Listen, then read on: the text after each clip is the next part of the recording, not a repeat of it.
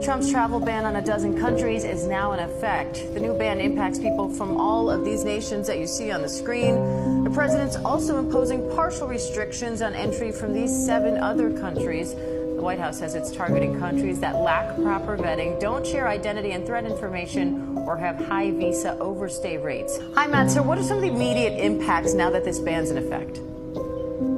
Yeah, so the immediate impact, of course, is going to be that hundreds of thousands of people who would travel to the United States for a variety of reasons over the coming months and years, whether it be working, whether it be to visit family members, whether it be for tourism, all of those visa applications are now going to be denied. Obviously, we know that there's a ban on the entry of the individuals from those countries, but effectively what's happening here is that when these countries' individuals go to the United States Embassy or a consulate in these countries and apply for a visa application, most of them are going to have those visa applications summarily denied.